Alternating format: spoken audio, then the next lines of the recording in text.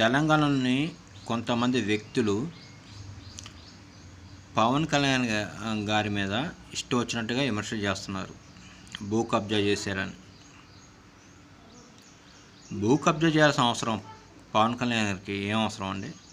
ఒక సినిమా చూసుకుంటే మినిమం 50 నుంచి 100 కోట్ల వరకు రెమ్యునరేషన్ తీసుకునే స్థాయి ఆయనకి ఉంది. అందరూ తెలిసిన విషయమే.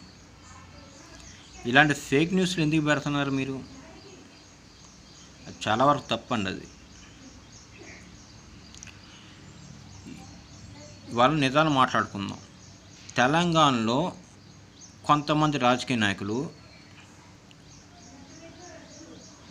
నిజంగా భూ కబ్జాలు చేసిన వ్యక్తులు ఉన్నారు.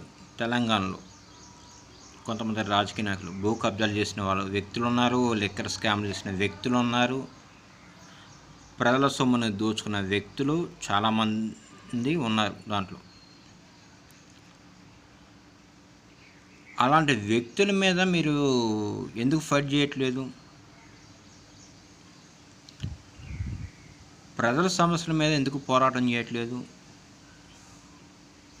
తెలంగాణకి పవన్ కళ్యాణ్ రానివని ఎందుకు అంటున్నారు? భయం వేస్తుందా? అంటే మీలో తప్పు ఉంది కాబట్టి భయం వేస్తుంది. ఎక్కడ పవన్ కళ్యాణ్ గారు వచ్చేసి మీ తప్పుల్ని ఏలెత్తి చూపిస్తాడన్న భయం. ఆ భయం వల్లే మీరు పవన్ కళ్యాణ్ గారిని రానియట్లేదు. మీలో ఎలాంటి తప్పు లేకపోతే ఇలాంటి విమర్శలు ఎందుకు చేస్తారు?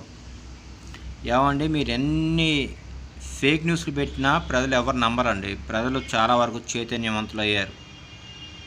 మీరు పెట్టే ప్రతి వీడియోలో మేము సోషల్ మీడియాలో అందరూ చూస్తూనే ఉన్నాం.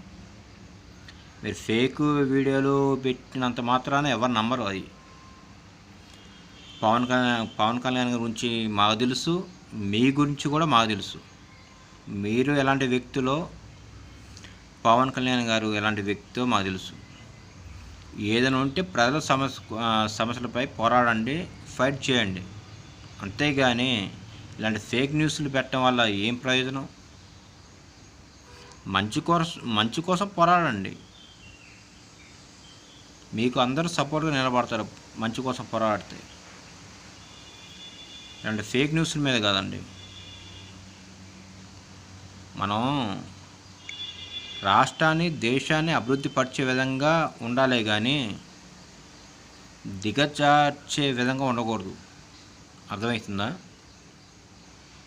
మీరు చదివిన చదువు దేనికి? అది